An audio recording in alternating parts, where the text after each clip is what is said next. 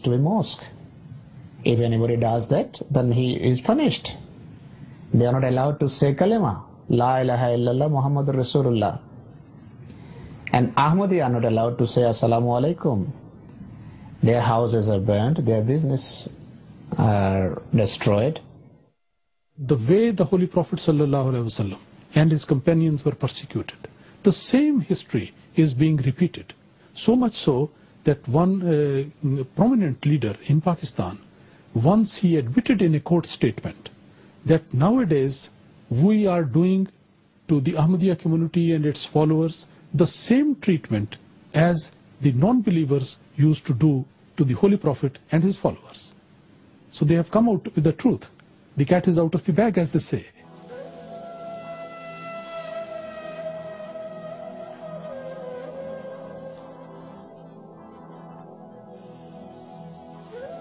All 72 sects unanimously declare only one community to be non-Muslim. Hazrat Muhammad said that 72 will be hellbound. Only one community will remain in one side. That will be paradise bound.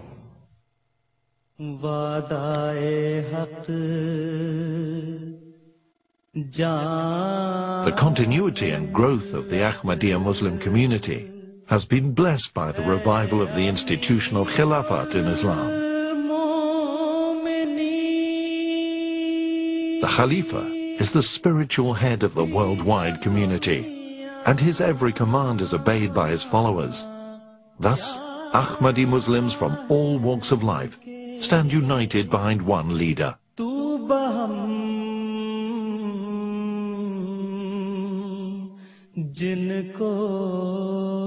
The institution of Khilafat, which can be described as the system of spiritual leadership in Islam, is one of the very important things to be understood.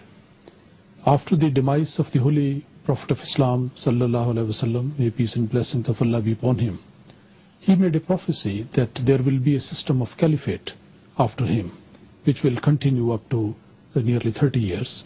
And this is exactly what happened.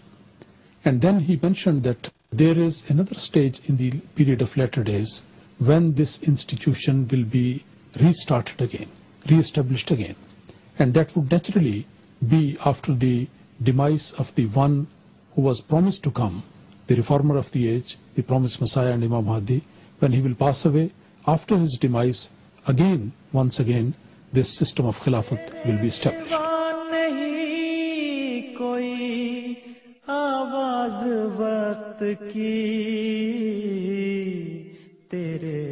Ma kanat nabuwatun qattu illa tabi'athu khilafatun. There was no prophethood which was not followed by a series of successes. Because of this, Ahmadi Muslims have become the most highly organized, educated and disciplined Muslim community. Allah wahi al-Jamaat. That remember it, that one group is going to be that which is really and truly a Jamaat, a well-organized community. And by that he was referring, obviously, to that verse of the Holy Quran in Surah Nur, where Allah Almighty has mentioned that the righteous people will be blessed with the institution of Khilafat.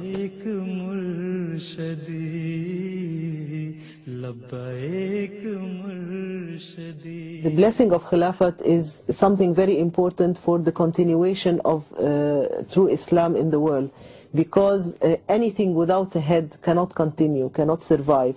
And Khilafat is the head of the body of Islam. So without Khilafah, Islam cannot survive. It's a blessing. You look at the rest of the Muslim world, this is a fact, and no one can deny this. Anyone who looks at this, we are the only community which is unified.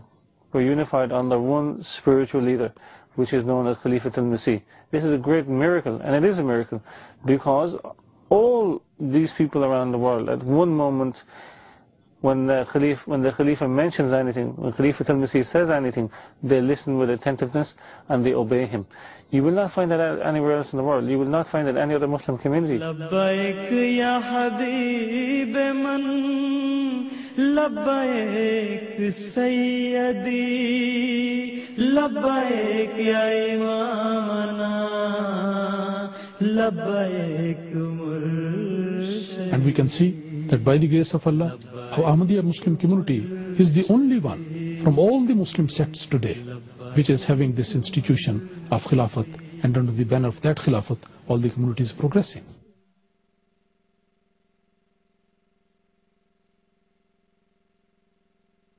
God's mercy and blessings on the community are evident in their achievements in the last 100 years.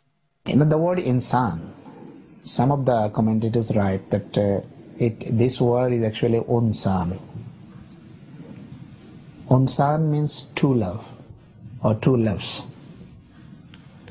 One love for Creator, another love for creation. So religion has got two aspects. Love for the Creator and the love for His creation. I'll give you one example. I remember once in Dublin, in Ireland, we had this banner up which says love for all, hatred for none. And a Orthodox Jewish man came to me, read the banner and said, do you really believe in this banner? And I said, yes. He said, but I am Jewish and you are a Muslim. So how can you love me? So I told him that we are from that community, from those people who have no hatred for anyone, which is teaching of Quran. The community has well-established schools, open to all in many countries around the world. From Sierra Leone in Africa to the Fiji Islands in the South Pacific. In field of service to the humanity also, Ahmadiyya Muslim community is unparalleled. Globally, everywhere. Since another sign of the community being the true community is a service to humanity. Islam, the teachings of Islam is that we should serve our fellow human beings in times of need. As a community, this is what we have been doing. It has been always that way. For decades, the community has opened up many hospitals and medical clinics that offer free medical care to those in need. We have built hospitals, we have built clinics, we have opened schools, we have opened colleges in Africa, all over the world. We have been doing something. So it's a part of it. It's a part of our duty. It should be second nature to us. It's not something that we should have to think about. In times of natural disasters, the community has always responded swiftly to deliver aid to victims. From the great Kobe earthquake in 1995 to more recent times and the devastating earthquake in northern Pakistan. Just in recent times of tsunami, the times of Kashmir, which I was there myself. Kashmir was a remarkable thing to see and observe, because here was a country which persecutes us. Here's a country that persecutes Ahmadis, but the Ahmadis responded with such love and tenderness and care, which was unbelievable. It is a well-known fact that even during the worst humanitarian conflicts, the community has always been at the front line of deploying aid. As far as Humanity First is concerned, the whole reason it was initiated was to serve humanity. That's why it's called Humanity First. Humanity First as an organization is very unique. I think it is, at least, because everything and anything that it collects is for the sake of suffering of other human beings.